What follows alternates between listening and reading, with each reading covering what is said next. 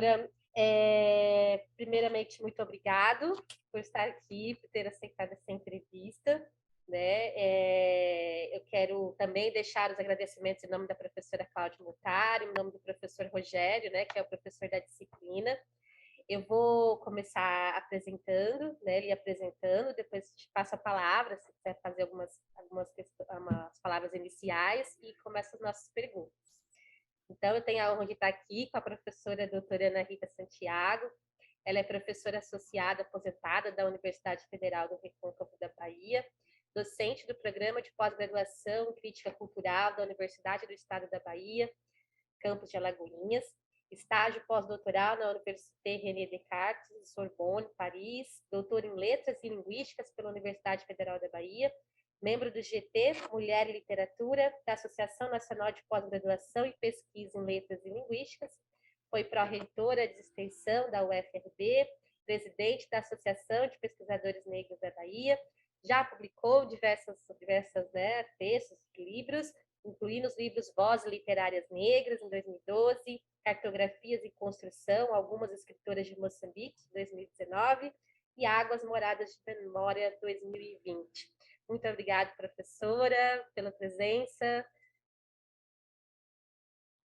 Boa tarde para todas vocês mais uma vez. Muito obrigada. Eu que agradeço pela confiança inicialmente da professora Cláudia Mortaro, que foi uma pessoa que eu conheci através da professora Karine Souza, da Federal de Santa Catarina, e ela fez a ponte, nos aproximou e nós já fizemos algumas coisas bacanas. E tenho muito afeto por ela, a quem eu cumprimento e peço que, por favor, estenda os cumprimentos para ela. Muito obrigada pela confiança dela e, por conseguinte, de vocês, né, do programa e especialmente sua, né? Obrigada pela indicação e espero contribuir naquilo que é expectativa, naquilo que é pretensão do teu trabalho. E dizer que a gente segue, né? A gente vai fazer o caminho juntas agora à tarde. É isso.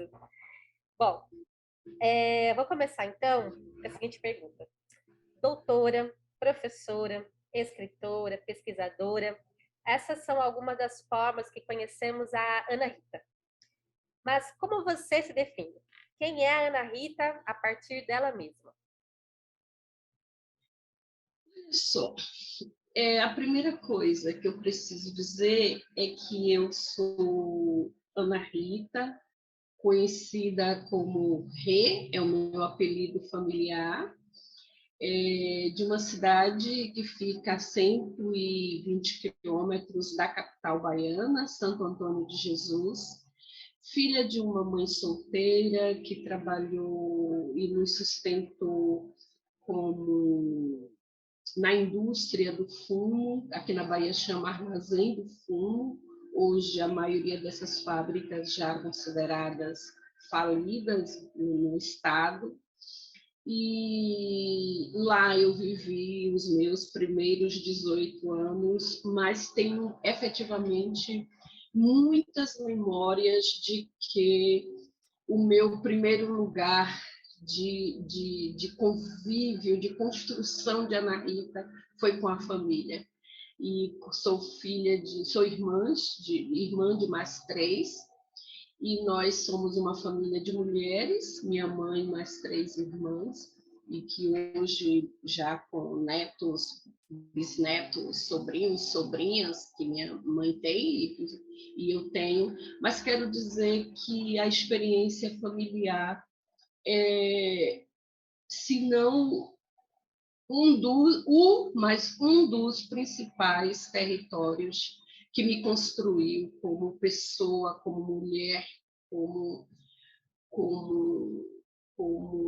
tudo que vem depois. Então, a minha construção familiar de ser filha mais velha, de ser filha de uma mulher trabalhadora, me fez certamente contribui e contribuiu para todas as geografias de afeto, de sonhos, de projetos de vida que foram realizados ao longo do meu período intenso com a família, e de lá para cá eu não perdi a referência, o contato, a presença dos meus familiares, das minhas irmãs e da minha mãe, e elas continuam sendo a minha grande escola de aprendizagem. A minha mãe é a grande e única escola que eu tenho de construção familiar. Mas, além dessa filha e dessa irmã, dessa tia que eu sou, eu também tenho uma memória de Santo Antônio de Jesus que me construiu e que eu não quero, de modo algum, que essas memórias se alojem no esquecimento, que é a vida comunitária. Eu queria daquilo que sou a partir da vida em comunidade em Santo Antônio, eu teria muitos fatos para contar, mas quero destacar um. Eu sou de um bairro bem periférico de Santo Antônio de Jesus. É conhecido, popularmente, era conhecido como a Rua do Tiro, não por causa da violência, mas porque lá tinha a companhia do tiro de guerra, do exército, próximo. A época não era a violência, mas eu tenho uma memória afetiva, uma memória intelectual dos meus 7 anos, 8 anos de vida, que são inesquecíveis. Eu era a única leitora quase da rua inteira. Então, minha mãe não deixava que nós saíssemos de casa à noite de forma alguma.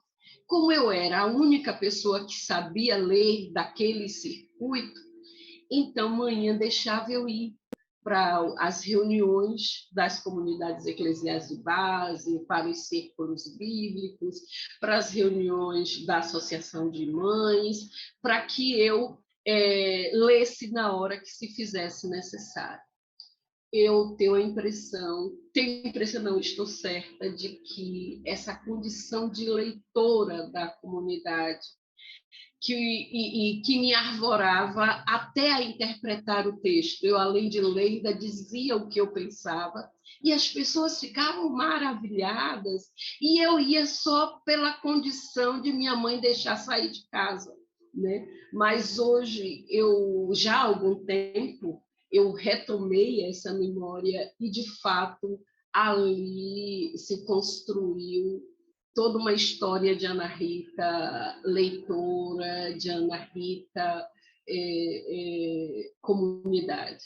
Mas teria muitos casos, mas esse eu lembrei agora e quero citar. Mas é também de Santo Antônio, e depois em Salvador, que tem um outro eu que se apresenta, que é esse eu, Ana Rita, que tinha uma identidade marcada pela pobreza, mas que depois se agregam à identidade de mulher, à identidade de negra, mas que começou também em Santo Antônio, que eu também digo de mim, que é a Ana Rita, que se construiu no coletivo. Então, eu sou uma pessoa que o que parece ser único nunca vai ser único só para mim, porque eu sempre, desde muito jovem, fui construída a pensar que eu não sou sem o outro. Quando eu conheci a filosofia Ubuntu, eu fiquei maravilhada, porque eu dizia, mas isso me define, isso é o que eu sou. Então, eu sou porque somos, eu sou porque o outro, a outra, precisa caminhar comigo, precisa construir pontes comigo. É claro que isso tem preços altíssimos, né? Mas, evidentemente, essa é uma marca que explica muita coisa do que eu fiz na vida, para o bem e para o mal, errando e acertando, que é não me ver sozinha, não me construir sozinha, não ver a minha história sozinha, intimista, individual, mas reconheço quem é Ana Rita, mas sempre Ana Rita fragmentada, atravessada por outros eus que eu chamo de eus comunitários, eus coletivos, eus... E para eu me resolver com isso, eu chamo, para me tranquilizar, porque também eu fiz muita besteira com essa construção, para serenar a minha memória, eu costumo dizer que pensar e viver entre o eu e o coletivo é um ato político. Então, eu já tentei várias vezes deixar de ser assim, tive várias oportunidades na minha vida e não consegui. Então, eu digo que eu já desisti de mim, então vou continuando no coletivo, mesmo que às vezes o cansaço, o desejo de pensar mais em mim, de viver mais para mim, pudesse em algum momento desconstruir essa Ana Rita coletiva e ser essa Ana Rita individual, mas infelizmente ou felizmente o coletivo ainda fala mais alto. Então, eu quero dizer que, seja na universidade, seja em casa, seja na minha comunidade religiosa, seja em todas as frentes que eu estou envolvida, o eu e o nós se imbricam e só dá certo quando prevalece o nós. Eu já desisti de pensar no eu, porque não dá certo. Então, é quando eu ponho o nós no centro é que as coisas se realizam e andam. Então, para o bem e para o mal, é assim que eu me construí. Essa Ana Rita de Santo Antônio de Jesus, que mora em Salvador há mais de 30 anos, mas que não perdeu os vínculos com minha família, e que vive aí atravessada e permeada por tantos eus que me acompanham. É isso, plural. E faltou uma coisa que eu considero importante para dizer de mim, além dessa construção gradual das identidades negra, pobreza e de gênero, também o pertencimento. Eu tive uma prática religiosa católica por muitos anos, movida pela teologia da libertação. Sim. E com a crise dessa teologia e da igreja nos anos 80, nos anos 90, eu me afastei e me vinculei a um terreiro de candomblé. E eu digo que lá foi o lugar que Deus me restaurou, que o Lulu me reencontrou e disse, não, ela está muito estraçalhada, deixa eu tornar a costurar o que é possível para ela seguir a vida. Então, o meu pertencimento a um terreiro também marca. Eu sou a única pessoa da minha família materna e paterna que é membro de terreiro, mas a experiência de Deus, a experiência do sagrado, mais do que de Deus, mais do que religião, mas a experiência do sagrado, a experiência do reencontro com o divino e comigo, e sempre em comunidade, foi fundamental também para que eu fizesse os caminhos de professora, de pesquisadora, de crítica, de coordenadora editorial e de todas as outras bobagens aí que, ao longo da vida, foram se agregando a mim. Isso é muito mais importante do que tudo. É necessário tudo isso, mas esse encontro comigo mesma, esse encontro com um eu mais profundo e com o sagrado, através do culto aos orixás, também me fez ser essa Ana Rita que eu sou hoje. Mas vamos. Maravilha. É isso, ainda bem.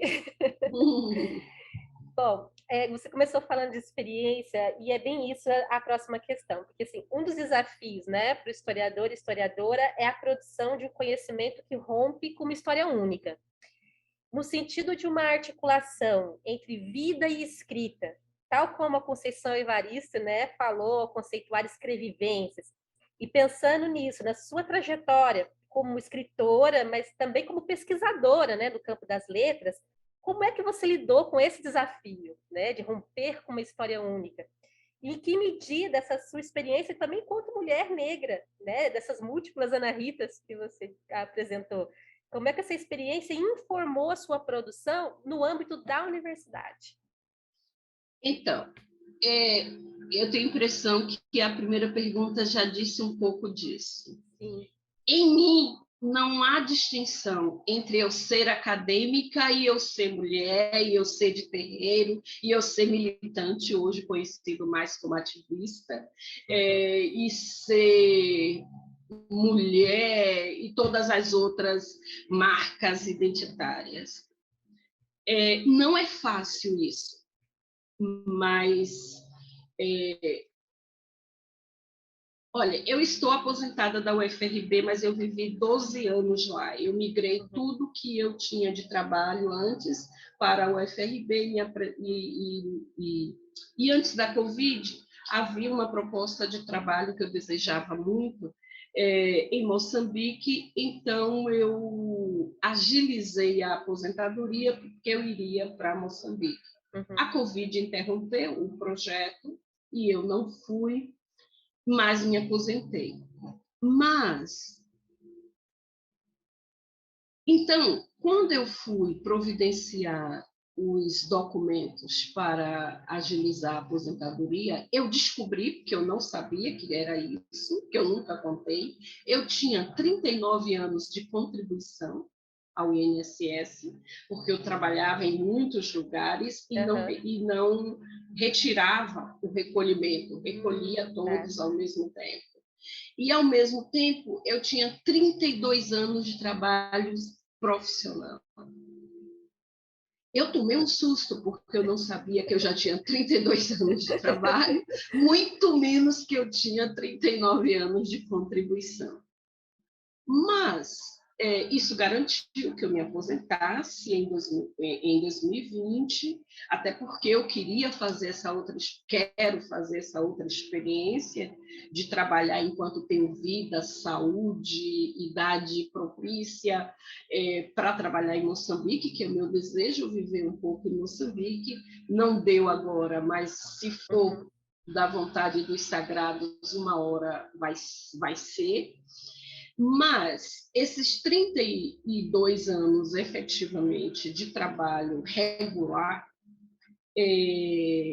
eles foram feitas muito dessa dor e alegria de ser Ana Rita. Então, não há distinção. Isso é um preço alto, porque a universidade hegemônica não vê em meu perfil um perfil de pesquisa pura, de pesquisa neutra, de pesquisadora nos moldes hegemônicos. Mas, evidentemente, eu preciso dizer que eu terminei o ensino médio com 17 anos, mas eu só entrei na universidade 10 anos depois, porque primeiro, não era a perspectiva de nosso bairro que alguém fizesse universidade à época. Que bom que esses tempos mudaram, né? E eu saí de Santo Antônio para Salvador para trabalhar. E saí sem saber que existia universidade. Eu vim saber que existia universidade em Salvador. Como eu vim trabalhar, e eu comecei a trabalhar como empregada doméstica, depois no comércio, e fui trabalhando. Só depois de mais de 10 anos é que eu entrei na universidade, num curso noturno, porque eu sempre fui trabalhadora e estudante, eu nunca tive bolsa, a primeira vez que eu fui liberada para estudar foi no pós-doutoramento, e Sarney tirou a possibilidade de bolsa, então eu nunca tive bolsa de estudo e nunca fui estudante trabalhador. Então, ao mesmo tempo, se hoje eu sou assim, imagine há alguns anos. Estudar era uma condição aliada a todas as outras, de trabalhar para ajudar a família, de trabalhar para sobreviver, e também com todo o meu engajamento social, com todo o meu engajamento político. Evidentemente que, quando eu entrei na universidade, eu chamo que eu sou uma pessoa de educação de jovens e adultos do ensino superior, e então eu fui como trabalhadora, como uma coordenadora de várias organizações sociais, de mulheres, de jovens, de tudo que eu era vinculada. Então, e quando eu cheguei à universidade, a universidade não tinha como acolher isso tudo que eu era. Então, eu fiz uma graduação muito feia, até porque era na PUC, aqui chama Universidade Católica do Salvador, mas aí no Sul e no Sudeste chama de PUC. A PUC pouco tinha interesse aos cursos de letras, não era curso de ponta, então não havia investimento, e noturno pior ainda, né? Mesmo assim,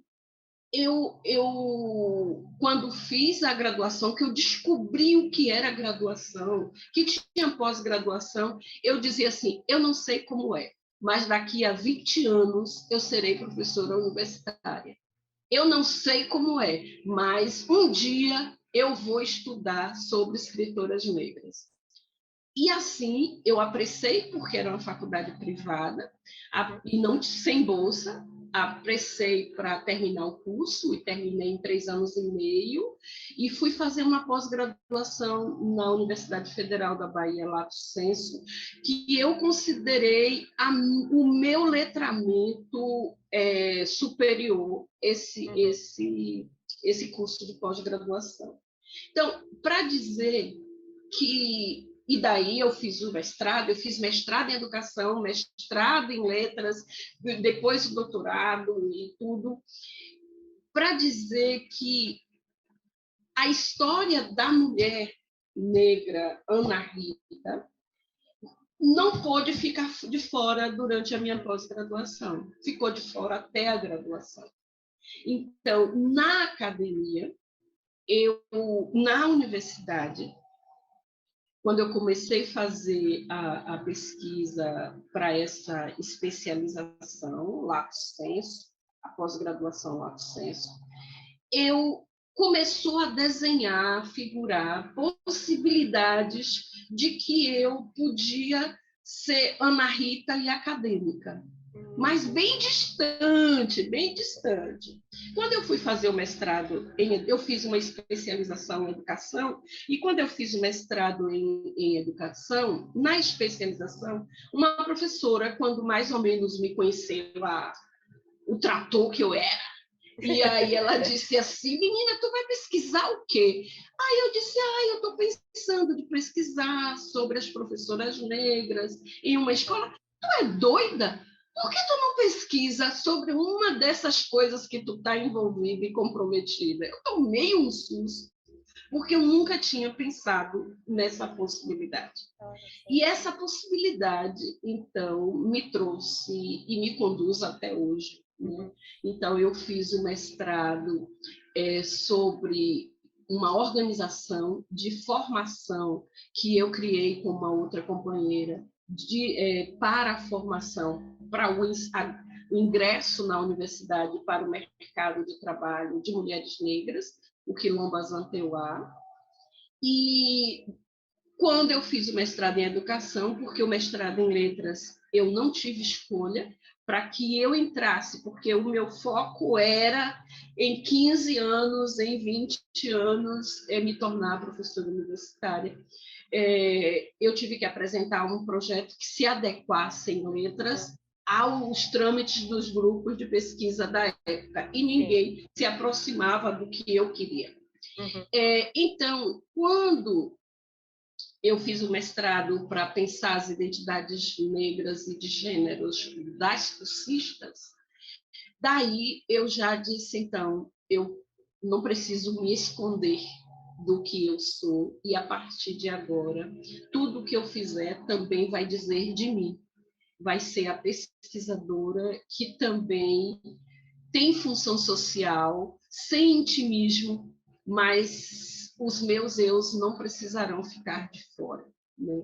E é por isso, então, que no doutorado, com uma certa autonomia, eu realizei uma angústia, um desassossego investigativo, desde o tempo em que eu lia, nós vamos falar disso daqui a pouco, em que eu lia autoras afro-americanas. E eu me perguntava, por que na graduação eu nunca li uma autora negra brasileira?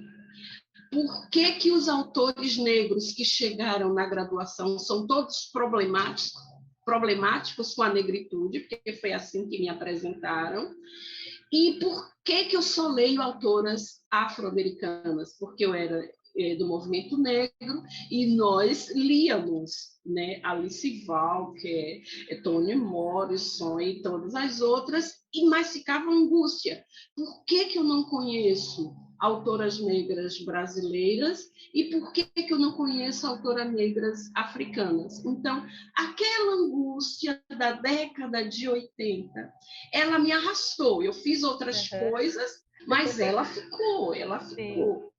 E quando eu fui para... Então,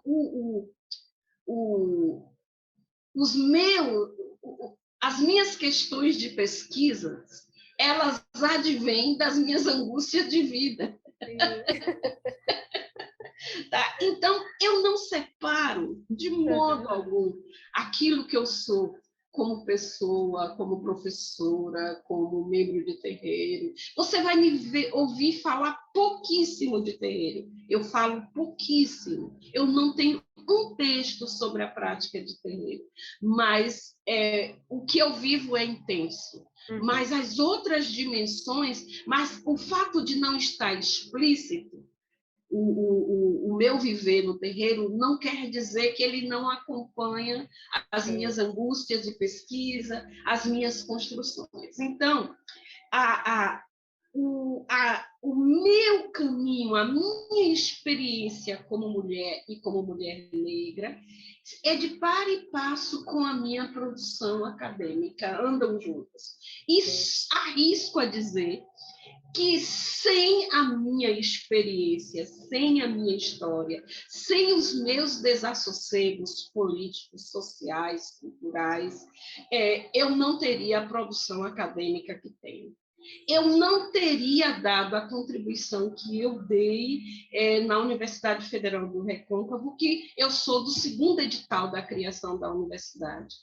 E eu não sou sozinha, mas as pessoas que entraram na UFRB nos primeiros editais, a gente abraçou a universidade como um projeto de vida. Então, as políticas afirmativas para negros e negras, para mulheres, para indígenas, para quilombolas, elas são resultados das nossas angústias e das nossas histórias de vida nos movimentos sociais pelo direito à vida, à dignidade das populações negras, das mulheres e de tudo mais. Então, universidade, para mim, embora eu reconheça, antes como estudante e depois como parte da universidade hoje, a universidade não alcança essas dimensões que a gente está conversando aqui. E tenho a impressão que ela não vai alcançar, porque ela tem uma tradição e um passado que é pesado, é hegemônico demais para compreender como é que uma mulher, filha de uma trabalhadora, mãe solteira, do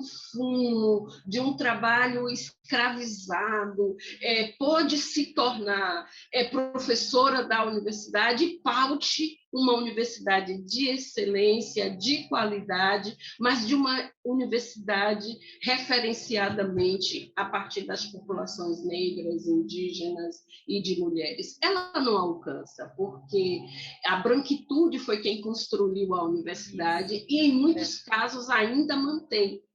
Então, ela não vai alcançar. Então, ela não vai nos chamar, mas a gente empurra a porta e entra, faz esse celeiro de possibilidades dentro da universidade. Então, a gente faz, frequenta e continua com o nosso PELA. Eu acho que a gente precisa ocupar os espaços na universidade, mas o grande desafio é a gente ocupar com todas as nossas construções de vida. A universidade não está preparada para isso, e os segmentos... E por que hoje, no século XXI, ainda não está? Porque nós todas, nós todos, fomos formados em fontes semânticas muito ocidentalizadas, muito europeias. Então, não é de uma hora para outra que a gente vai conseguir pensar efetivamente em novos paradigmas consistentes. Mas cada um vai fazendo o caminho. Eu fiz um pouquinho, continuo fazendo, você faz o seu, a Cláudia faz, o Diego faz, a Carol faz, e a gente vai fazendo cada um pouquinho. E hoje, certamente, embora a gente esteja com um momento em que um chefe de Estado e um projeto político não queira esse projeto de universidade que nós temos, mas a gente resiste, em alguma medida a gente não vai se sucumbir, a gente não vai deixar perder o que nós conquistamos, porque nada foi dado. Nada foi dado, né? Não é pela cor dos meus olhos pretos que eu entrei na universidade. Não é pelo meu cabelo crespo que eu entrei na universidade. É efetivamente na base da luta, do movimento, da conquista e histórias não só da minha geração, mas de outras gerações que eu não sei se eu respondi, mas o que eu quero dizer é que não há muro, não há distanciamento entre a mulher negra que eu me tornei e a vida acadêmica, a vida universitária. É um preço altíssimo. Sim. Ora dá alegria, ora dá felicidade, ora dá bem-estar, ora anima, ora dá axé, e ora nos põe lá embaixo, mas é assim que eu acredito que a gente deve continuar. E, por fim, tudo em que são interesses de pesquisas, de escrita, também derivam daquilo que eu sou como mulher negra e daquilo que é a vida na universidade. Não existem dois mundos. Exatamente, é isso. Maravilhoso. Em um dos seus artigos, você fala que a construção discursiva sobre mulheres na literatura brasileira ela é feita a partir de uma ótica masculina. Inclusive, você falou um pouco disso na sua fala. E quando se trata de mulheres negras, soma-se a isso um apagamento deliberado oriundo do racismo. Porém, você também destacou como mulheres negras escritoras estão construindo novos paradigmas na escrita. Então, como você analisa essa transformação e em que medida isso modifica o status da literatura brasileira? Então, esse movimento também não é dado. Também é construído, e eu não estou sozinha. Tem vários e várias pesquisadoras negras espalhadas pelo Brasil e pelo mundo que estão fazendo isso. O que é isto? É o esforço e o compromisso por construir epistemes negras. Então, esse pensar uma tradição literária negro-feminina e uma crítica literária negro-feminina é pensar em desafios e provocações gigantes. Porque, primeiro, nós vivemos imersos e imersos desde sempre. Há tantos distanciamentos, não só os distanciamentos físicos e sociais do momento, mas também o distanciamento acadêmico, literário, social, científico, histórico, cultural. Nós vivemos esse distanciamento perenemente, né? A tradição científica ocidental e eurocêntrica, desde sempre, dedica-se de forma intensa ao exercício de formular conceitos e respostas para a sustentação dos seus pensamentos, conhecimentos e teorias. Por exemplo, o conceito de raça, de etnia, de gênero, de cultura, de religião, de história, e aí podíamos continuar. Uhum. E todos esses conceitos, todas essas áreas de conhecimentos, elas foram inventadas para corroborar, para sustentar os seus princípios epistemológicos, eurocêntricos, ocidentais e assim por diante. Mas, ao mesmo tempo, esses conceitos provocam distanciamentos e isolamentos epistêmicos que anulam e apagam e silenciam outros modos de pensar, que silenciam, que invisibilizam outras cosmogonias, né? As experiências culturais indígenas no Brasil, as africanidades, se a gente quiser chamar assim, que existem em nós brasileiros e brasileiras, né? Tudo é para apagar e justificar a pouca importância que essas culturas milenares, esses pensamentos milenares têm para o mundo ocidental ou para o mundo europeu. E são utilizados para justificar a si mesmos, né? E nunca pensando em nós. Eu preciso dizer que a América é inferior à Europa, então eu vou criar teorias, vou criar conceitos que digam disso, de que ali há um povo inferior. Em contraposição, nós transgredimos historicamente a isso. Mesmo com toda essa força ocidental e europeia, nós escrevemos, nós lemos, nós publicizamos, nós mobilizamos e atravessamos essa ocidentalidade do saber, essa europeização do conhecimento. E, nesse sentido, nós insurgimos e nós dessilenciamos vozes, né? E pensamentos. Eu vou dar só alguns exemplos, né? Inventamos pensamentos, epistemologias, existências, isso em diálogo, buscando e fazendo trabalho de escavação, né? de reversão ao mesmo tempo, afinal, o que é que não disseram a nós que é preciso a gente conhecer, que é preciso a gente assumir como fonte de saber nosso, né? Todo o trabalho decolonial, inicialmente da decolonização, da descolonização, e hoje decoloniais é um pouco nessa perspectiva.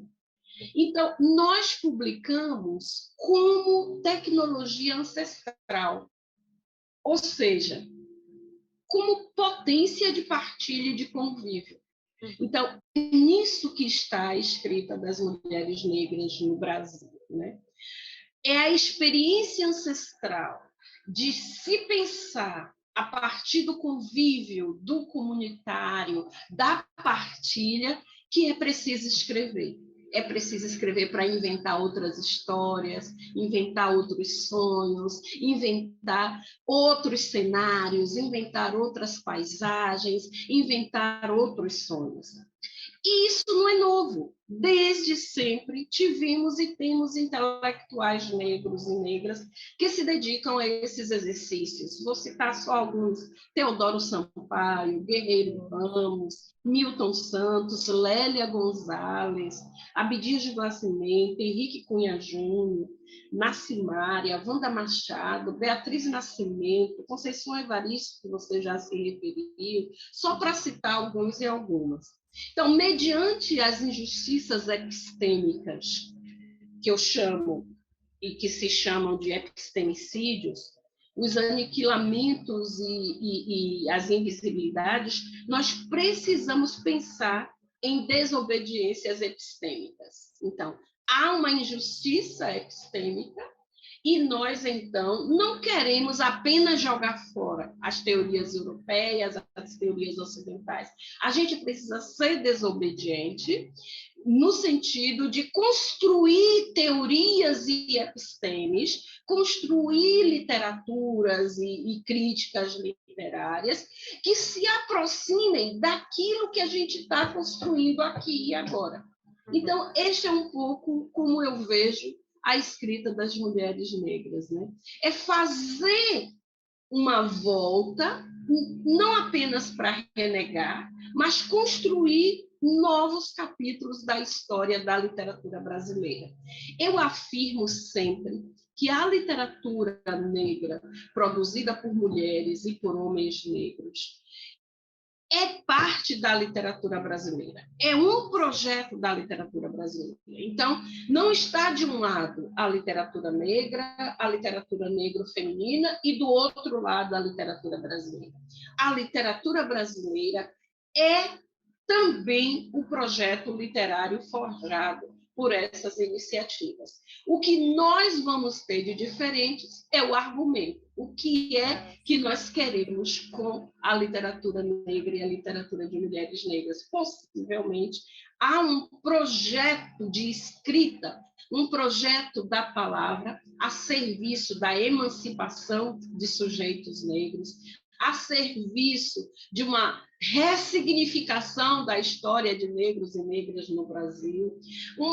Há um projeto de reivindicação do direito de escrever, já que foi invisibilizado, silenciado. Então, nós vamos ter aí projetos, mas quando eu estou falando de literatura de mulheres negras brasileiras, eu estou falando de literatura brasileira. Não é uma vertente do Brasil, não. Ela é um projeto da literatura brasileira.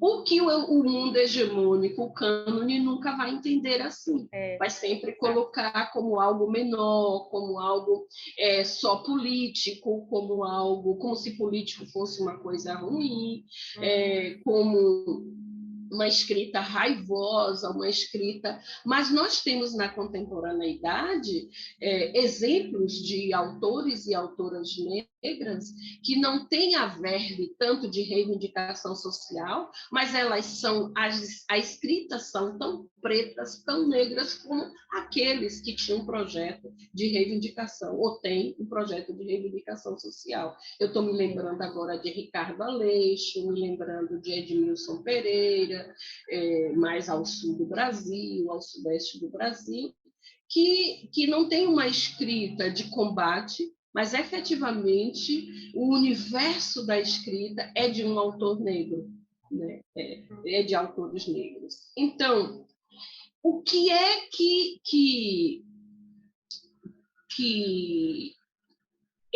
o que é que nós estamos fazendo como pesquisadores e pesquisadoras, como críticos e críticos? É forjar e fazer exercícios de criar epistemes que se adequem a minimamente nos ajudem a entender esses textos literários desses autores e das autoras. Não é um exercício fácil. Então, não é apenas jogar fora. Eu vou dar 2 exemplos.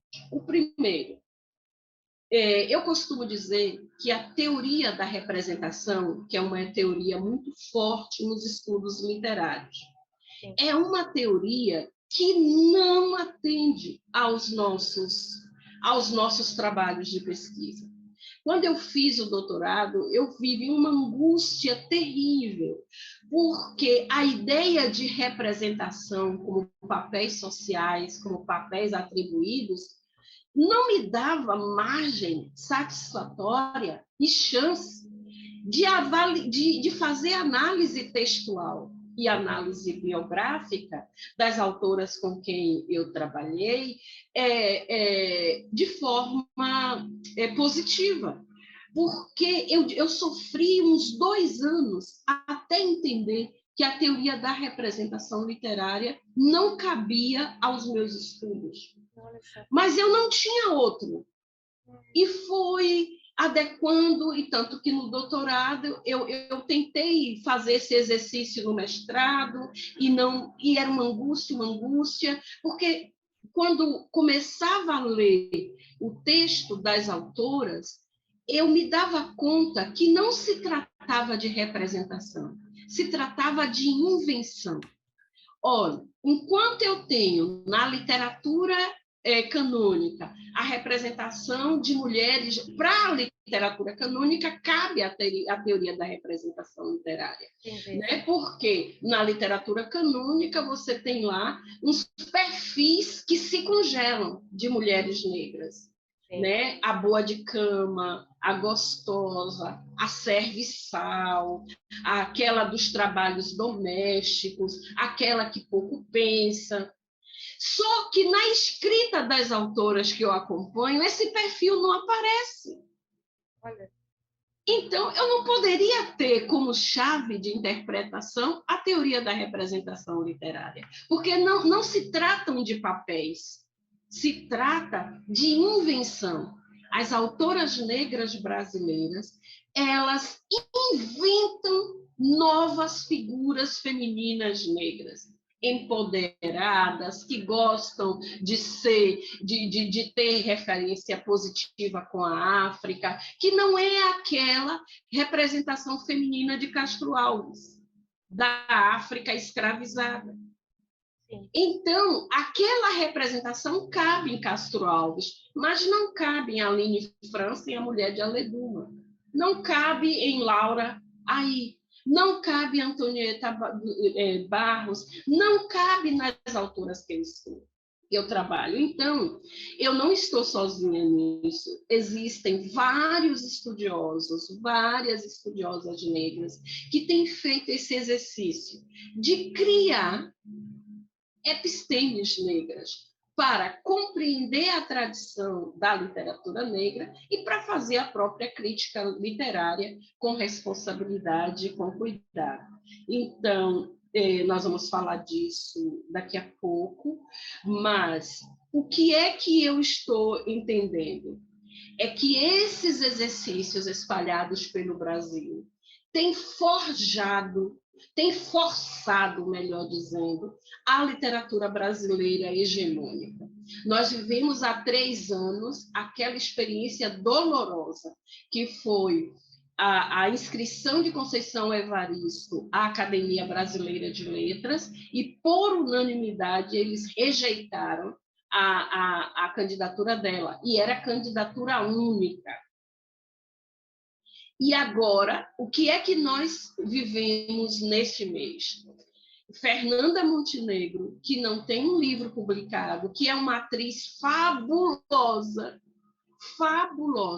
mas não está na esfera da literatura, ela foi convidada a ocupar uma cadeira na Academia Brasileira de Letras. Né? Então, isso para dizer que não é um trabalho fácil esse que nós estamos fazendo. É um trabalho efetivamente difícil.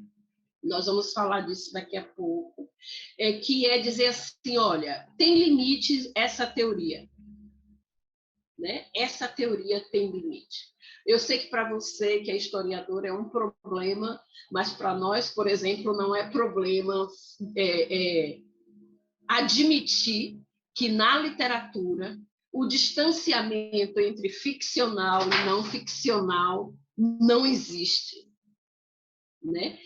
Mas para você isso é difícil, porque eu estou me lembrando de um texto de Foucault que diz, que atesta o que é um texto ficcional, e eu engoli isso por muito tempo, que é um documento, que é o não sei o quê, aquelas histórias todas, né?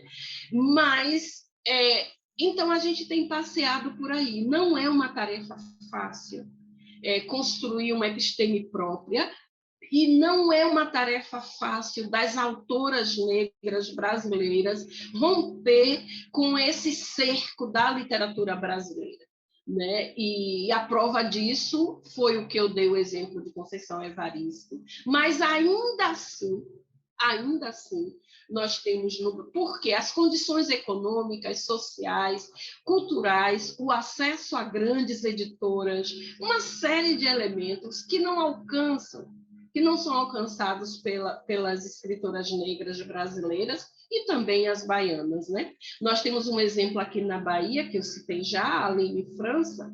A Aline França foi o primeiro livro dela é de 1978.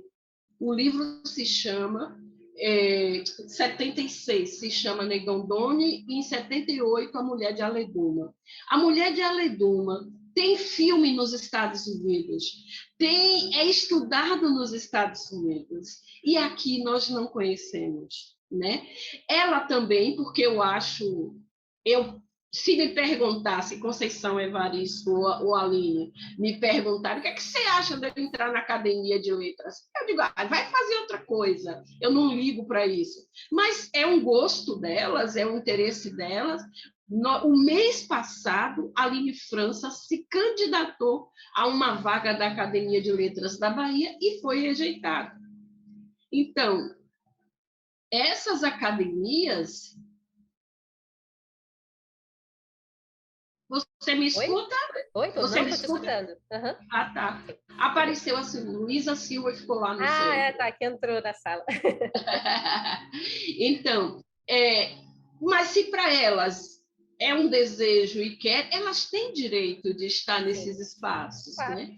E você percebe como os paradigmas hegemônicos, canônicos, não permitem que essa feição preta, que essa escrita marcada por referenciais de cosmogonias africanas, afro-brasileiras, cheguem à literatura e se incomoda e vai incomodar.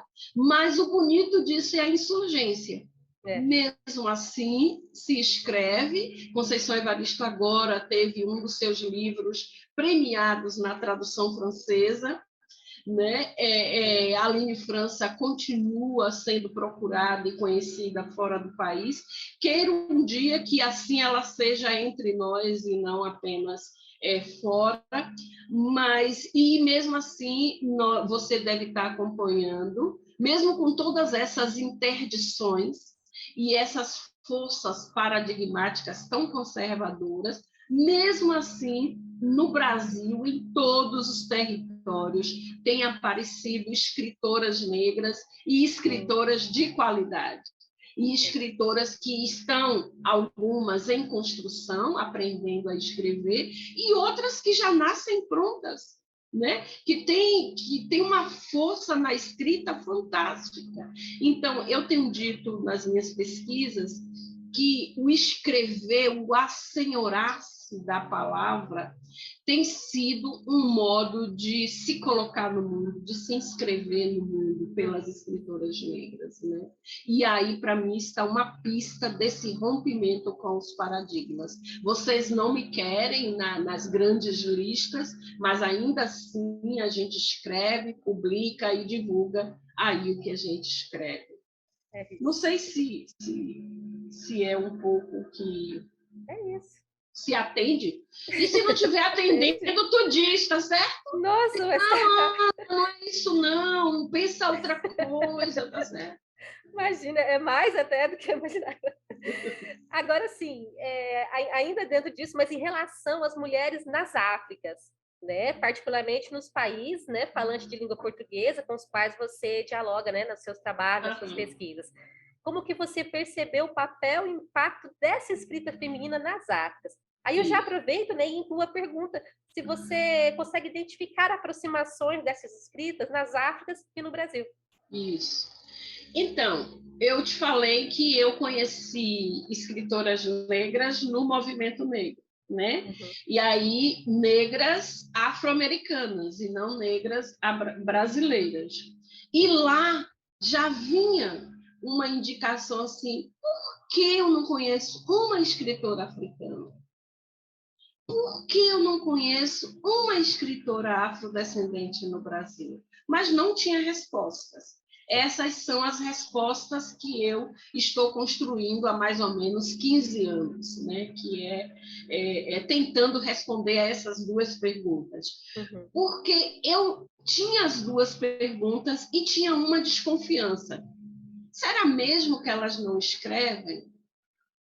Então, foi a pesquisa do mestrado e do doutorado, sobretudo do doutorado, acima de tudo do doutorado, que me fez enfrentar essa desconfiança. Uhum. Então, como foi que eu percebi o papel? Primeiro, pela leitura. Então, o fato de ser leitora, e desde aquele período de 7, 8 anos de idade. Evidentemente que eu me tornei leitora só na pós-graduação. Antes eu era mais decodificadora, como a maioria de nós, né? Sim. Mas a leitura me conduziu a me perguntar: existem escritoras negras brasileiras, existem escritoras africanas, por que nós não conhecemos? Por que não passaram por mim na escola? Por que não passaram por mim no curso de letras que eu fiz na graduação? No mestrado, por que eu não as conheci? Então, a primeira era uma hipótese e que se confirmou, que era a seguinte: a ausência de escritoras negras da Bahia, dos circuitos literários, dos currículos escolares, dos currículos de graduação e de pós-graduação, não era uma ausência que indicava inexistência. Uhum. Era uma ausência que indicava práticas de invisibilidade, esse texto que você leu trata disso, de invisibilidade e de expressão do racismo. Homens e mulheres negras escrevem desde sempre, mas o racismo, as relações desiguais, raciais desiguais no Brasil as colocam fora do circuito. Então, essa foi uma das hipóteses do meu doutorado e que ganhou várias conotações, mas que, de certa forma, se confirmou a partir do encontro com as escritoras e com as suas obras. O mesmo ocorreu com as escritoras. Sim, quando eu fiz o mestrado em educação, eu já tinha essa angústia. Quem são as escritoras africanas? Quem são as escritoras africanas? Mesmo que eu não tinha pesquisa em torno das escritoras negras brasileiras, mas empiricamente, pelo meu engajamento social, eu fiz um mapeamento de lideranças negras na história do Brasil e de nomes de escritoras negras brasileiras. E guardei isso. Eu digo, um dia isso vai me servir. E quando eu fiz o mestrado em educação, eu apontei isso, mas nem eu tinha essa evidência direito. Uhum. Ao início de cada capítulo, eu coloquei uma imagem de uma escritora africana de país de língua portuguesa e coloquei um trecho de sua obra, de qualquer obra. Isso no mestrado. Eu nem sabia onde isso ia dar. Mas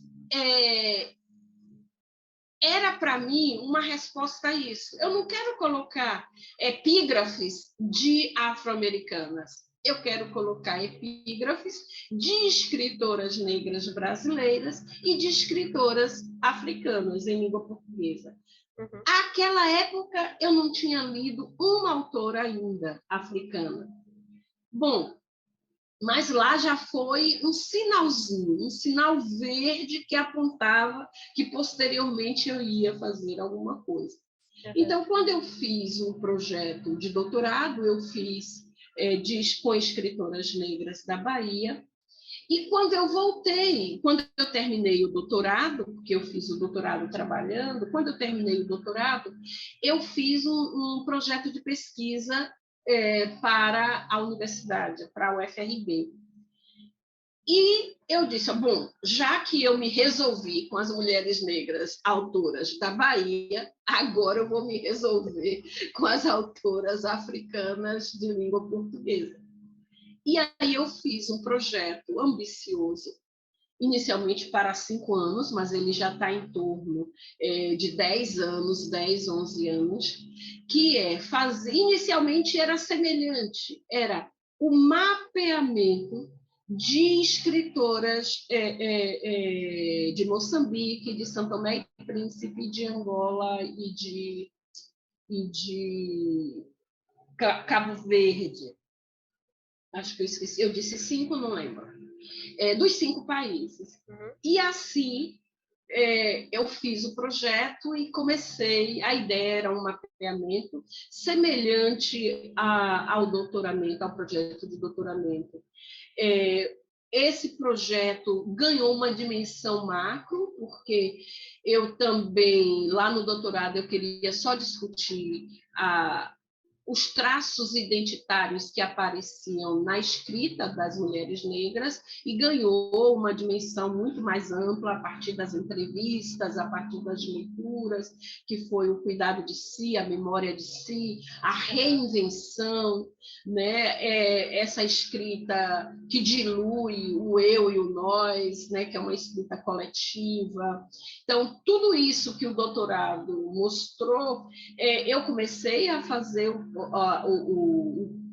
a pesquisa no exercício da minha docência e comecei por Moçambique.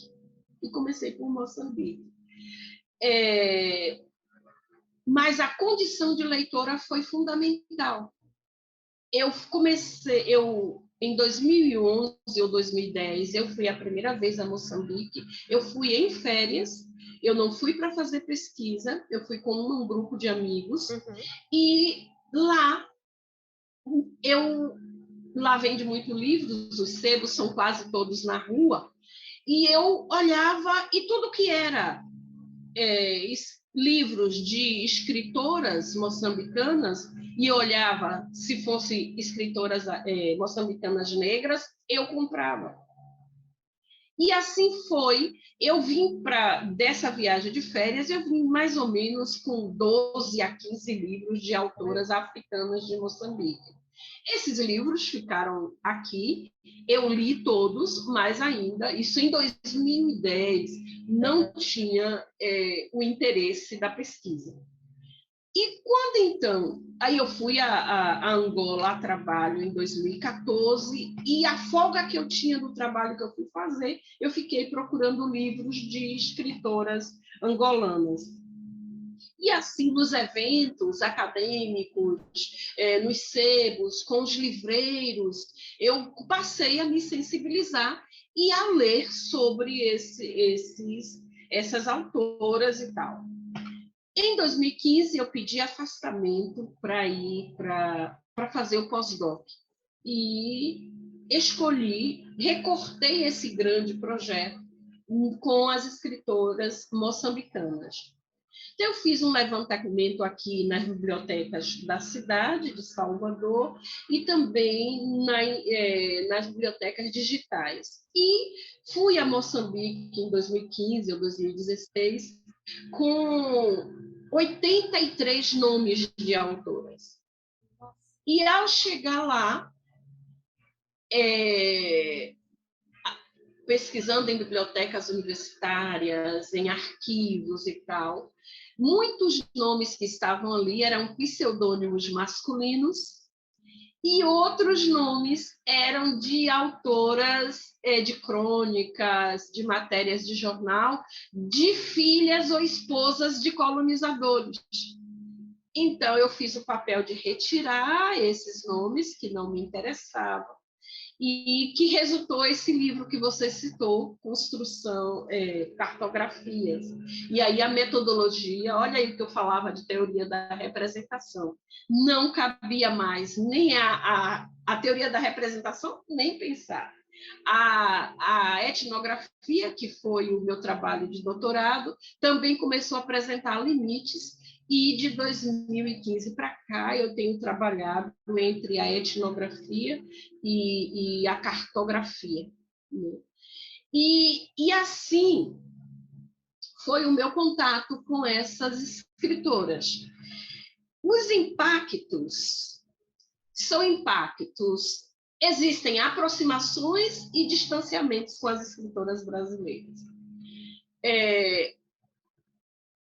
Bom, no caso, então, eu já, em tese, mesmo eu fazendo já a segunda edição, eu estou fazendo a segunda edição desse livro, então já não tem mais 30, 38 escritoras, não lembro mais aí, hoje nós já passamos de 50 escritoras, mas com os outros países também existem muitas especificidades. Primeiro, é que em Moçambique, por exemplo, 60% da população não tem domínio da língua portuguesa escrita.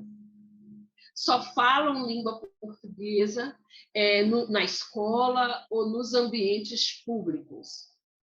É comum você encontrar nas ruas, nas famílias, todo o tempo, as pessoas falando em suas línguas maternas, que são mais de 30, e não em língua portuguesa.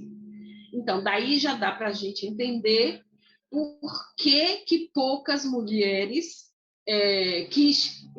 por que as mulheres não escrevem.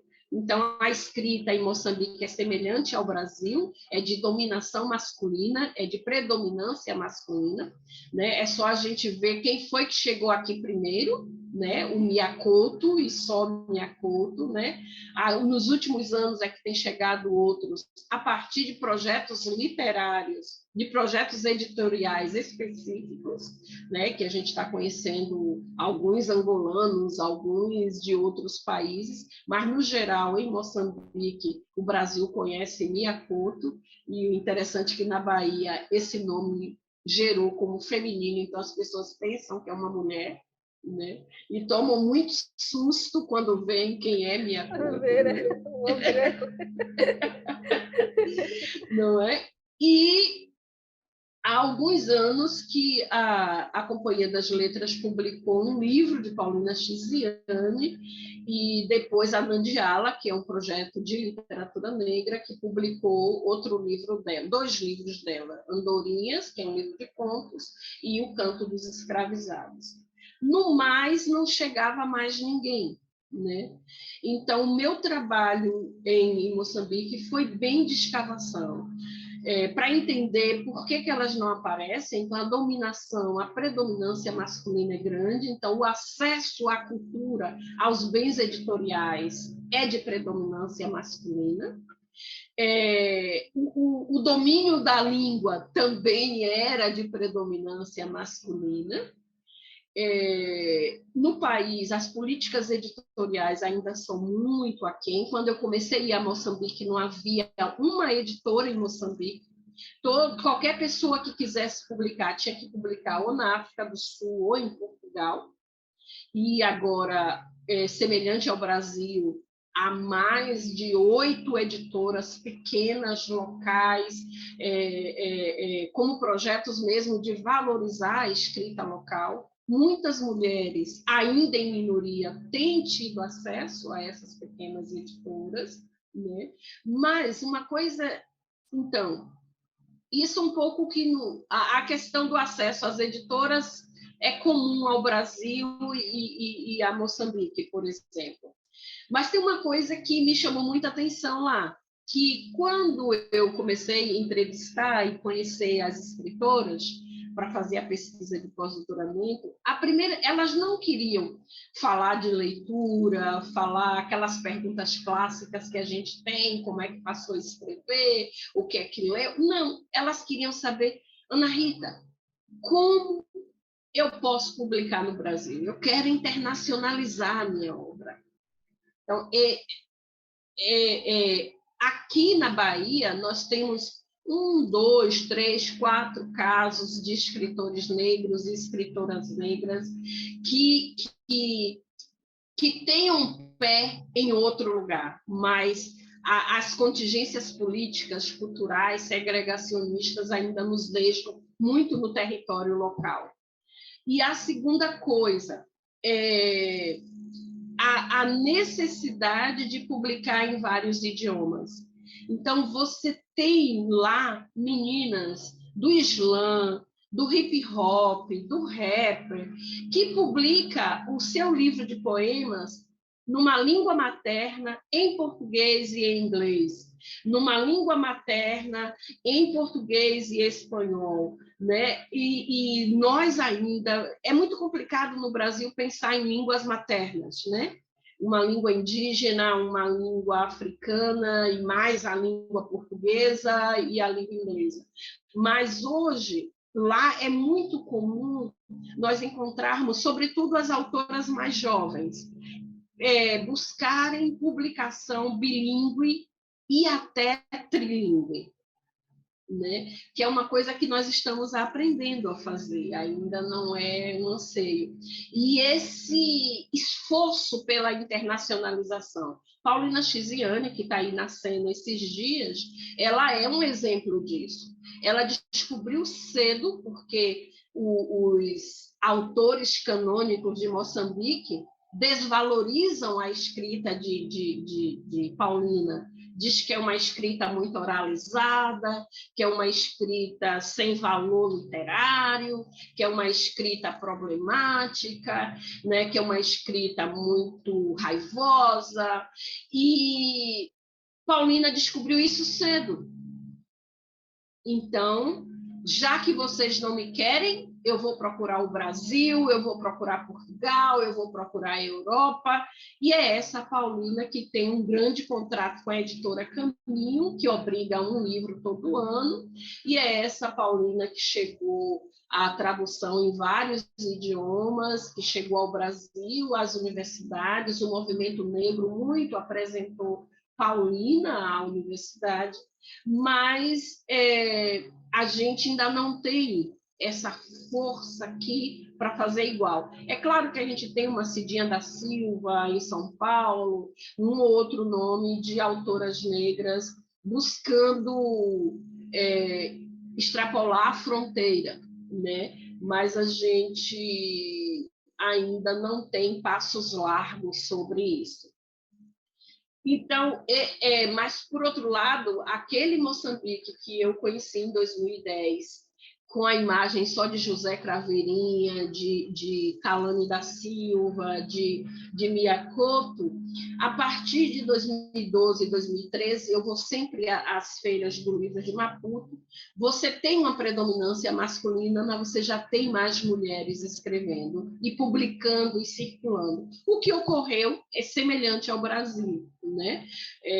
A gente tem uma história de que não reconhecem autores e autoras negras brasileiras, mas as festas literárias, por exemplo, no início era 100 escritores não negros para 1 negros. Hoje, quem coordena, quem é curador e curadora dessas feiras tem tido cuidado, porque senão as comunidades, os grupos, os coletivos vão para cima. Onde estamos nós que não aparecemos? Exato. Então, a identidade autoral lá é semelhante aqui. Ela é de mulheres, é uma construção diária mesmo. Então, imagine que eu conheço várias escritoras, como Fátima Langa, como Sônia, inicialmente, que criaram suas editoras para poder publicar. E criaram as suas editoras para poder publicarem. Hoje, a gente já tem, em Moçambique, por exemplo, várias editoras que as acolhem. Então, o trabalho de fazer, as condições de escrita a edição, a publicação e fazer circular o livro ainda é um trabalho árduo para os dois continentes, para os dois grupos de mulheres negras, né? Aqui na Bahia tem uma escritora negra chamada Rita Santana, ela sempre diz que o livro dela morre no dia do lançamento, porque até o lançamento sai em jornal, sai, todo mundo conhece. Depois que lança, ninguém mais sabe, né? E semelhante aqui, as escritoras lá, elas botam bancas nas feiras e botam seus livros para vender. E elas vendem, elas vão atrás, elas buscam, né? Aqui a gente tem agora no Brasil várias editoras pequenas que estão publicando um bocado de autoras jovens de África, né? E autores. Então, esse trabalho cartográfico que eu faço também tem, do mesmo jeito do Brasil, e se assemelha lá, essa aproximação, né? Tem esse princípio, o princípio de colaborar com a divulgação desses nomes e dessas obras, né? E também de formar público leitor. Imagina que, semelhante aqui, elas, e os escritores também, têm criado muitas iniciativas de divulgação das obras. Então, os clubes de leituras, das diversas formas. Há poucos dias eu participei de um clube de leitura, no sábado, que é por meio do áudio do WhatsApp. Nossa. Porque nessa província de Moçambique não chega o vídeo. Ah, tá. Então, imagine, eu fiquei 3 horas ouvindo áudios com as perguntas, com os comentários, e eu respondendo através de áudios. E é um grupo de leitura de mais de 180 pessoas, 180 jovens. Eles se encontram uma vez ao mês, aos sábados à tarde. Então, você tem lá clube de leitura. Sábado eu vou participar de um clube de leitura em Moçambique só de jovens islâmicas. Olha só. Então, do mesmo jeito que aqui a gente tem criado e recriado iniciativas para divulgar a escrita literária, também lá tem tido um movimento pulsante disso, né? É claro, com políticas culturais menores. Aqui no Brasil, agora, a gente vive um período que não há incentivo à leitura, não há incentivo à literatura, não há políticas para isso, mas eles também, como a gente, insurgem, e elas insurgem. Então, a circularidade das obras depende ainda desse trabalho pessoal, né? Sim, né? Mesmo Paulina, Sônia Sutuane, que já tem um caminho e que tem editores e tal, mesmo elas têm um trabalho braçal, cotidiano, para fazer chegar as suas obras às escolas, para fazer chegar as suas obras nas prateleiras de livrarias, nos eventos, igual aqui, igual. Né? Às vezes você vê um evento e você pergunta por que não há uma autora negra brasileira, né? Então precisa a gente sempre estar reivindicando, buscando. Vai na livraria, não acha, vai na escola, esses nomes não aparecem, né? Sim, exato. Bom, pensando eu respondi? Então... Nossa, muito. Inclusive, okay. dá para pensar muitas coisas. Tem coisa assim que eu não imaginava que era tão parecida. Né? Porque assim, a minha pesquisa é com escritoras da Nigéria. Né? E eu vejo algo muito semelhante também. Né? Claro que tem algumas que meio que entraram numa espécie de cânone, mas mesmo essas, né, esse trabalho difícil de se fazer impor, de que se escrita saia, né, que se reverbere. E olha que às vezes a língua inglesa acaba ganhando um espaço um pouco maior, né? Mas mesmo assim ainda tem toda essa luta, essa batalha para se fazer ler, né? E é uma escrita mesmo de reivindicação do direito à fala e do direito à escrita, né? E isso é comum aqui lá. Isso é comum aqui. Bom, aí, pensando as pesquisas científicas na área das ciências humanas, né, particularmente na história, já tem compreendido diversas abordagens a partir da literatura, né? Uma delas, né, que é o que a gente pensa, que é enquanto narrativa, a partir da qual é possível perceber processos históricos, naquela postura metodológica de pensar essas demandas de memória de grupos sociais e povos que foram historicamente subalternizados. Então, nessa abordagem, você considera que a literatura produzida por mulheres negras, tanto no Brasil como nas Áfricas, ela impacta e também contribui para a produção teórica e epistêmica nessas áreas? E aí, já engatando na próxima, que eu acho que tem muito a ver ambas, pensando nessa perspectiva multidisciplinar, como que você percebe o diálogo entre história e literatura na produção de conhecimento dessas duas áreas? Isso. Olha só, eu acho que a gente já começou a conversar disso quando eu falei contigo do exercício contínuo que alguns pesquisadores, alguns professores e professoras, estudiosos, temos feito de não só abandonar a teoria ocidental e eurocêntrica, mas a fazer rascunhos, exercícios de novas epistemes, né? Então, nesse sentido, quando eu fiz o doutorado, e aí era o contexto do início da década, dos anos 2000, que não é hoje, porque hoje a universidade estranha, mas ela não tem mais o que fazer com a categoria negro, negra, né? Mas quando eu fiz doutorado, imagine quem fez antes de mim. E pense, em Salvador, na UFBA, dizer que eu estudava a obra de escritoras negras era um problema. Hoje, não é dentro do Instituto. Que bom que não é. Mas eu tive que usar um certo eufemismo para poder seguir na pesquisa. Então, nessa perspectiva de contribuições epistêmicas, então eu criei o conceito literatura afrofeminina como forma de driblar a insistência de vários professores de que eu não fazia pesquisa, de que eu estava chamando de pesquisa o movimento negro, que eu estava fazendo política e tal e tal.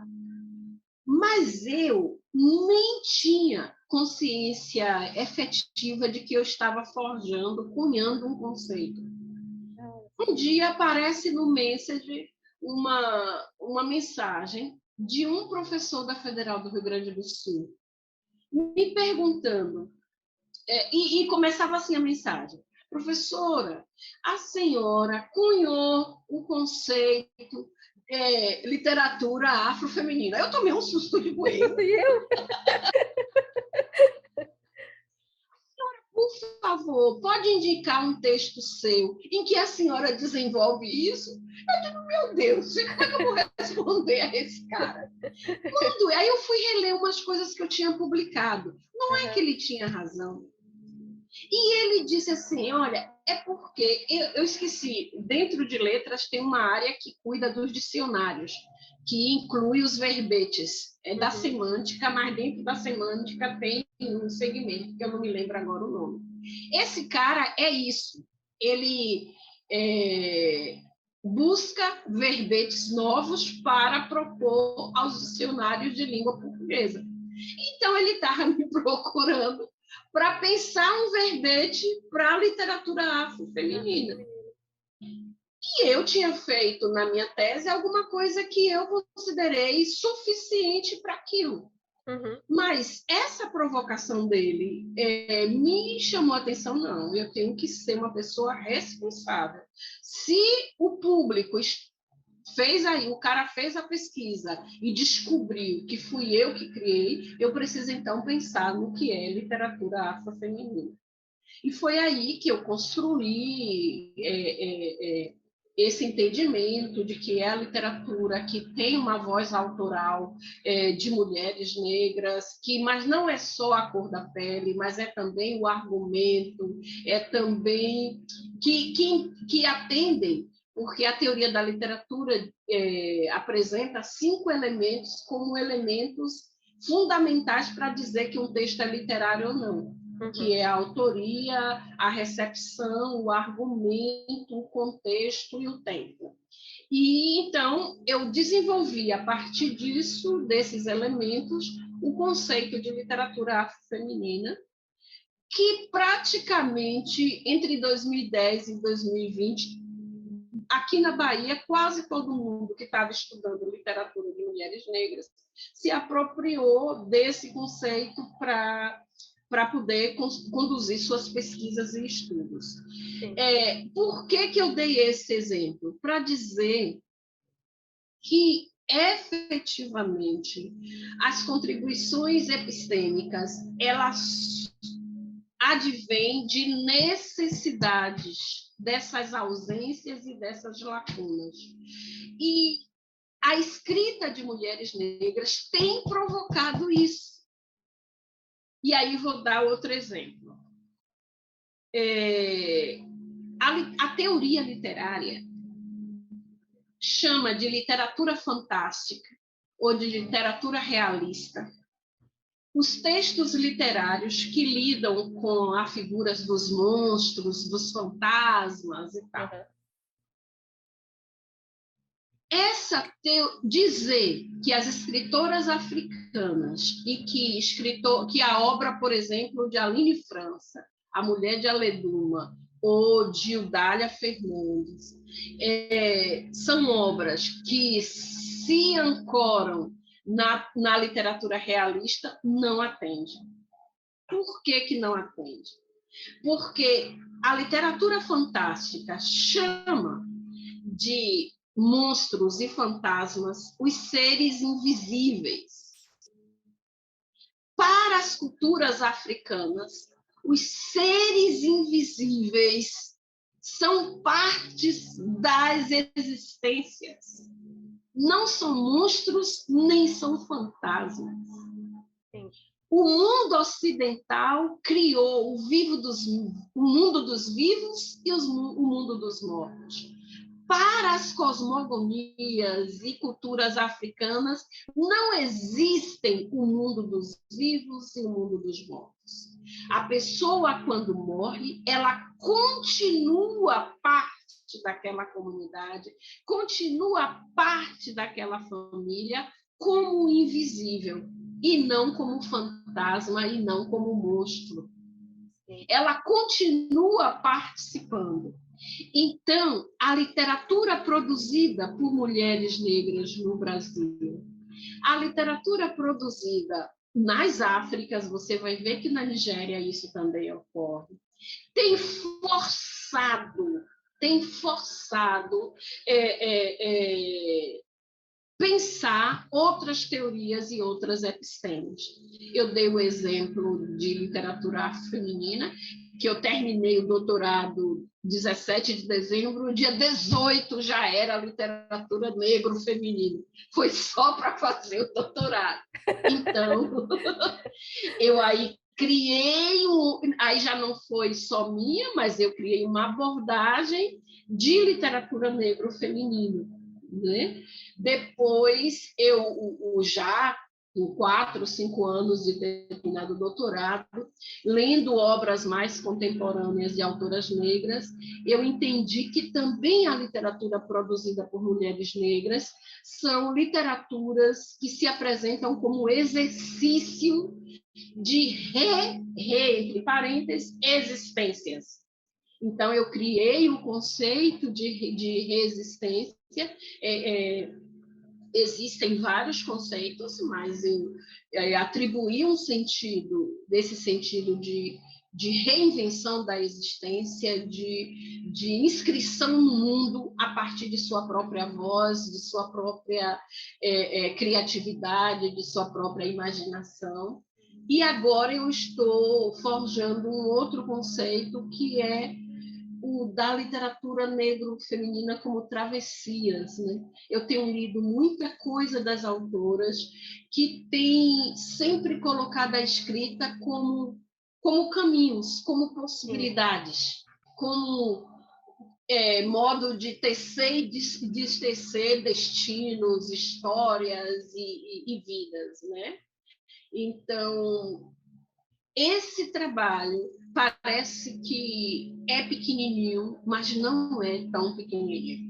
Em todos os lugares do Brasil, nós temos encontrado obras de autoras negras que têm...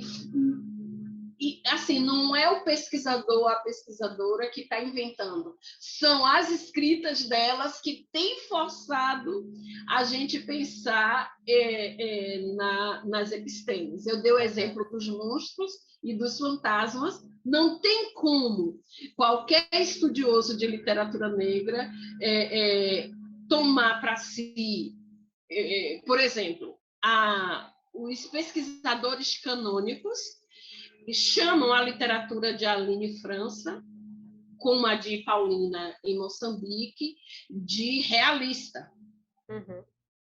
Mas são pesquisadores não negros, pesquisadoras não negras. Eu não posso chamar a obra de Aline França como obra da literatura fantástica, porque o que ela, por exemplo, A Mulher de Aleguma, a narrativa, o que o narrador cria um universo para que negros e negras brasileiras residam, já que o Brasil, como está, não cabe. O racismo impede. Então, ele cria figuras, Aline, como autora, e o narrador, cria figuras femininas e masculinas, aparentemente disformes do ser humano, mas aquelas figuras não são fantasmas nem monstros. Né? Então, inclusive, foi essa obra que provocou em mim essa angústia. Eu não posso caracterizar essa obra como literatura fantástica, porque é o mundo ocidental que diz que isso aí é monstro, é fantasma. Mas as culturas africanas, a experiência do sagrado, do invisível no Brasil, a partir da perspectiva indígena ou da perspectiva afro-brasileira ou negra, não se tratam de monstros, se tratam de antepassados e antepassadas. Então, se trata de ancestralidades. Então, eu até fico meio emocionada, porque é só a leitura, e olha que eu me considero pequena, no sentido de entender esses textos, mas assim, eu não posso ser irresponsável com esses textos, tendo como chave de leitura e de interpretação essas teorias. Essas teorias negam aquilo que, de fato, tem se pensado. Eu não sei se eu tratei das contribuições. Tratei? Sim. E o diálogo com a história e a literatura, a gente pode escolher vários caminhos. Por exemplo, o caminho do ensino de literatura. Por muito tempo no Brasil, e ainda há essa prática, de se ensinar literatura sempre a partir de dados históricos. Então, a história servindo de instrumento para ensinar literatura. É um paratexto para ensinar literatura. Eu não chamo isso de diálogo. Eu chamo isso de instrumentalização da história. Também o inverso. Existem muitos campos da história que utiliza da literatura para conhecer um fato histórico. Eu não chamo isso de diálogo, eu chamo isso de instrumentalização, de pedagogização da literatura. Mas eu também entendo e já vivi uma experiência. Eu criei um grupo de estudo, de pesquisa com uma professora de história sobre a história da Bahia, estudar a história da Bahia com a literatura. E foi uma experiência muito bacana, multidisciplinar, não foi tão interdisciplinar, porque o foco era a história, mas foi uma vivência fantástica para entender que é possível estabelecer diálogos, né? E parece-me que essa é uma chave de leitura e de interpretação que eu tenho como pesquisadora e como crítica, como professora, mas parece-me que também é de quem escreve, os autores e autoras negras, algumas vezes utiliza dessa relação com a história para desconstruir alguns fatos históricos e inventar narrativas, né? Então, eu tenho a impressão que esse diálogo às vezes aparece de modo explícito, quando há efetivamente uma obra, e com essa obra procura marcas históricas e marcas narrativas, mas também quando ocorre nesse... eu estou lembrando de uma autora em Moçambique, acho que é Alexandra Dônia, mas aqui...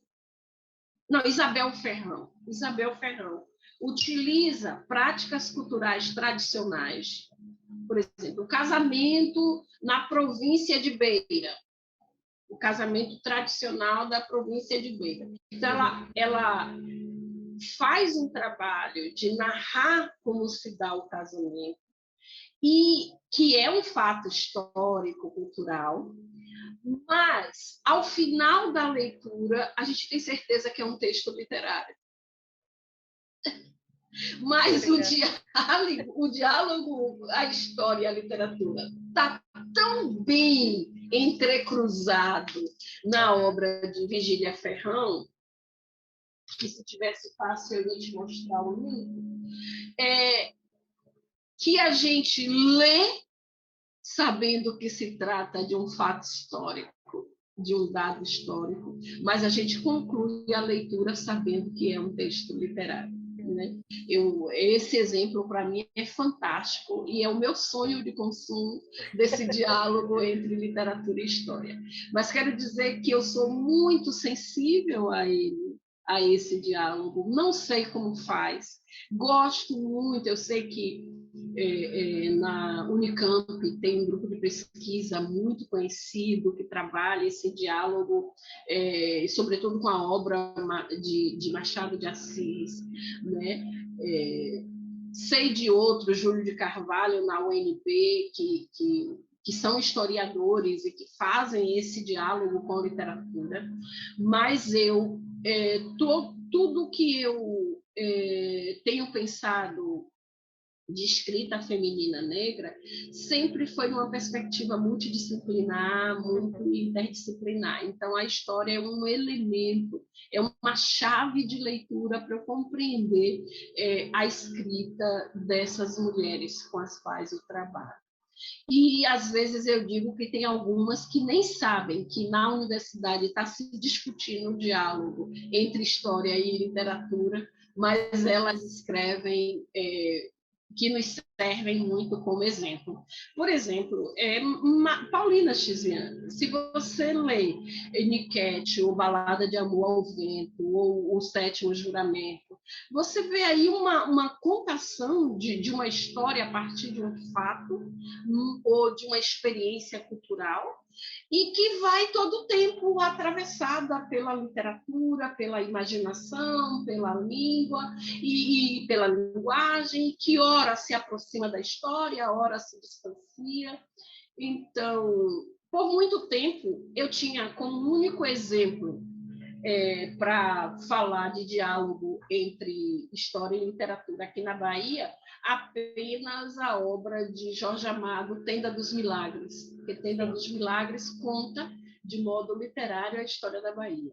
Mas que bom que hoje eu posso dar esses exemplos que estou aqui apresentando e não mais apenas o de Jorge Amado, né? Então,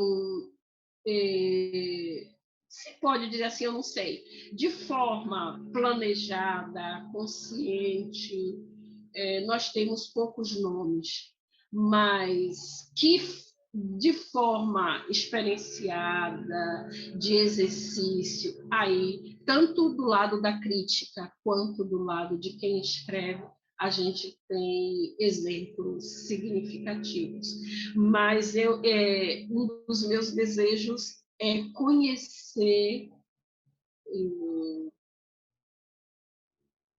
teoricamente esse diálogo, porque eu tenho de vivência, mas eu não tenho de estudo, mas eu sou sensível demais a essa... A única coisa que eu tenho de leitura é aquele livro clássico de Foucault, que ora aplaude os historiadores e ora detona com os historiadores, né? Mas eu não tenho estudo sobre isso, mas eu tenho um pouco da vivência e utilizo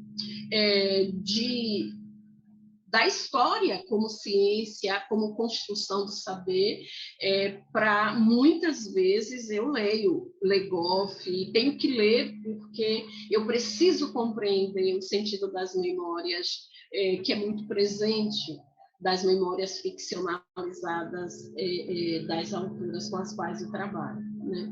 Mas gosto muito, tem uma autora não negra, uma pesquisadora paulista que eu estou esquecendo o nome, que trabalha com o corpo na literatura, nas histórias orais.